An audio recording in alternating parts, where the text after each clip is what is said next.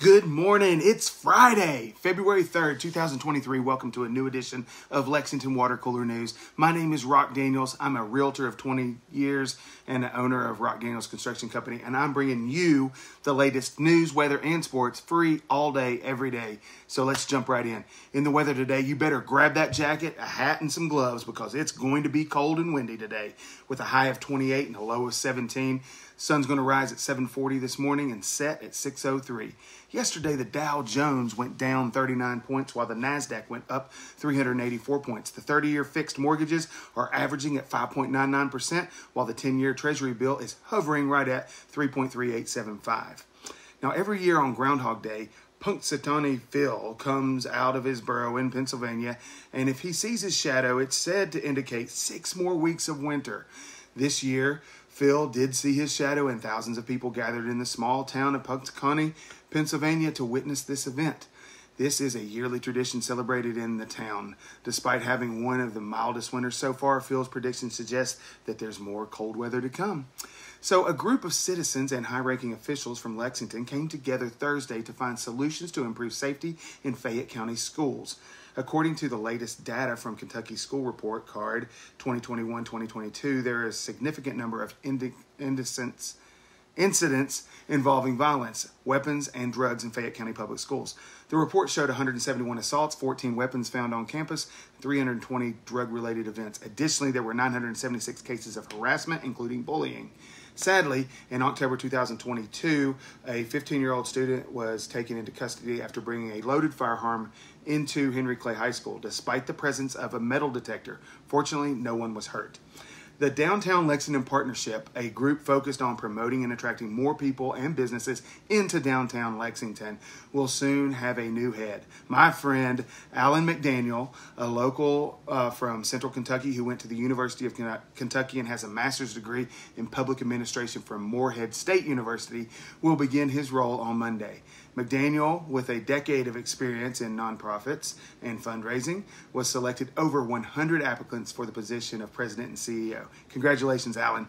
Now, as of Wednesday, the Kentucky Educator Placement Service has close to 2,300 job postings for certified classroom teachers. This reflects the shortage throughout the state of Kentucky. On Thursday, a group of legislators from Kentucky demanded a change in leadership within the state's troubled juvenile justice agency. They believe that someone from outside the system is needed to bring about some changes and put an end to violent outbreaks in youth detention centers. The lawmakers also called for impartial evaluations of the juvenile detention system, including unrestricted access to agency staff, to gain a comprehensive understanding of the existing issues. Now, the Central Bank Center is a perfect destination this weekend for those who love outdoors and adventure. The WKYT Sports, Boat, and Recreation Show has returned for another year and is currently in full swing. This year's event, hosted at the newly upgraded Central Bank Center, marks the first time the show has taken place since the pandemic. As Democrat Andy Beshear has a considerable advantage over his Republican opponents in terms of fundraising for the governor's race, the Kentucky Democratic Party has a much larger pool of funds compared to the Republican Party of Kentucky at the beginning of this election year. The Kentucky Democratic Party reported having a combined balance of almost $4.7 million for its state and federal committees, according to campaign finance disclosures filed this week. Meanwhile, the Republican Party of Kentucky reported a combined balance of around $1.8 million for its state and federal committees. The Democratic Party's financial position was boosted by a surge of large donations made in December of last year. Now, the Kentucky Wildcats women's basketball team lost to South Carolina 87-69 on Thursday night. During the game, South Carolina blocked 3 shots on 1 possession when Kentucky was trailing by 10 points in the third quarter. This was a key moment in the game and highlights the loss for Kentucky. In the previous game between these two teams, Kentucky led by as much as 10, but lost in the fourth quarter.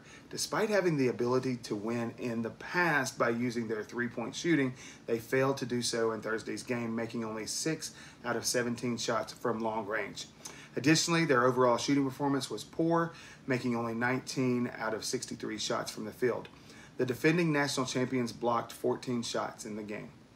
Billy Richmond, who is a 4-star shooting guard from Camden, New Jersey, and who was offered a scholarship by the University of Kentucky this last month, is now on a visit at UK for an unofficial visit, according to Alex Karmanos of The Circuit.